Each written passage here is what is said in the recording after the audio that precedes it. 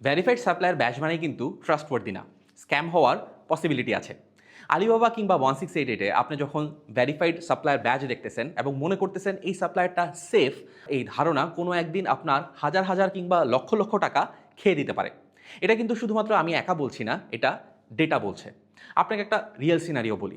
একজন seller আলিবাবাতে verified supplier batch দেখে একজন সাপ্লায়ারকে সিলেক্ট করলো, দেখলো তার শত শত পজিটিভ রিভিউ আছে, তার কাছে মনে হলো এই সাপ্লায়ার সেফ।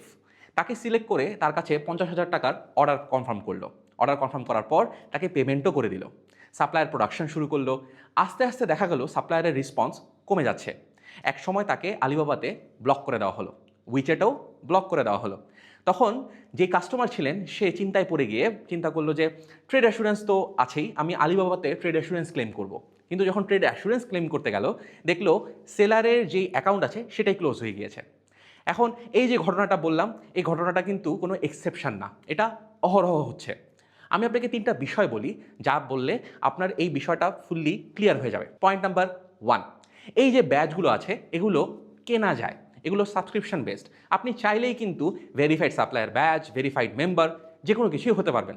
সো আপনি যদি এগুলো দেখে খুব ইমপ্রেস হয়ে যান, ইমপ্রেস হওয়ার কোনো কিছু নেই।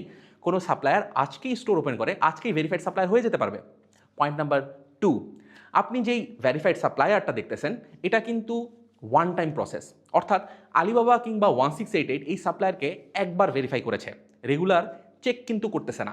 সো আপনি যেই ভেরিফাইড সাপ্লায়ারকে দেখতেছেন সে ভেরিফিকেশান 2 বছর আগে নিয়েছিল। 2 বছর আগে সে ভালো থাকলেও এখন হয়তো সে ভালো একজন সেলার না। Point number 3, positive review manipulation. চায়নাতে কিন্তু প্ল্যাটফর্মে এই পজিটিভ রিভিউ দেওয়াটা অনেক বড় একটা ইন্ডাস্ট্রি। আপনি চাইলে টাকার বিনিময়ে শত শত কিংবা হাজার হাজার পজিটিভ রিভিউ আপনার প্রোডাক্টের জন্য নিতে পারবেন। সো এই পজিটিভ রিভিউ দেখে অনেক ইমপ্রেস হওয়ার কোনো কারণ নেই। তাহলে করণীয় কী? আমি আপনাকে 5টা পয়েন্টের কথা বলি, এই 5টা পয়েন্ট আপনি খেয়াল রাখবেন, আশা করি আপনার সাথে স্ক্যাম হবে না। Point number 1, verified supplier badge না দেখে সাপ্লায়ারের ট্রানজ্যাকশন হিস্ট্রি দেখুন। সে কতগুলো অর্ডার কমপ্লিট করেছে সেটা দেখুন, কতগুলো ডিসপিউট কমপ্লিট করেছে সেটা দেখুন, এই নাম্বারগুলোর দিকে ফোকাস করুন। পয়েন্ট নাম্বার 2, বাল্ক অর্ডার করার আগে স্যাম্পল অর্ডার করুন। সাপ্লায়ার যদি স্যাম্পল অর্ডারেই গড়িমসি করে তাহলে এটা অনেক বড় একটা রেড ফ্ল্যাগ। পয়েন্ট নাম্বার 3, সাপ্লায়ারের সাথে ভিডিও কলে কথা বলুন। সাপ্লায়ারের সাথে কথা বলে তার ফ্যাক্টরি, তার টিম দেখতে চান। সাপ্লায়ার যদি তার ফ্যাক্টরি দেখাতে না চায়, তার টিম দেখাতে না চায়, তাহলে এই সাপ্লায়ারকে এড়িয়ে চলুন। পয়েন্ট নাম্বার 4, আপনি একটা সুন্দর পেমেন্ট স্ট্রাকচার তৈরি করুন। কখনোই এমন প্রোডাক্ট যেটা প্রোডাকশন করতে হবে, ডেলিভারি করতে সময় লাগবে, এই ধরনের প্রোডাক্টে কখনোই 100% পেমেন্ট অ্যাডভান্স করবেন না।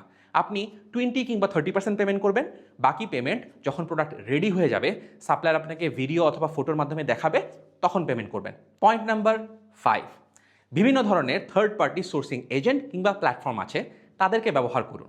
তারা আপনার হয়ে সাপ্লায়ার যে ফ্যাক্টরি আছে ভিজিট করবে, কিউসি করে দিবে, এমনকি প্রোডাক্টে যদি কোনো ধরনের প্রবলেম হয়ে থাকে তাহলে সেটা লায়াবিলিটিও নিবে।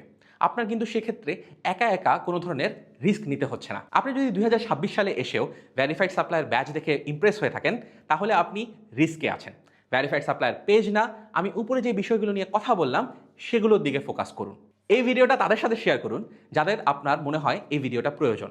এবং আপনার যদি কোনো সাপ্লায়ারের এক্সপিরিয়েন্স থাকে এই ধরনের, তাহলে কমেন্টে আমাদেরকে জানান। প্রতি সপ্তাহে এই ধরনের রিয়েলিস্টিক এক্সপিরিয়েন্সের ব্যাপারে জানতে পেজকে ফলো করে দিন।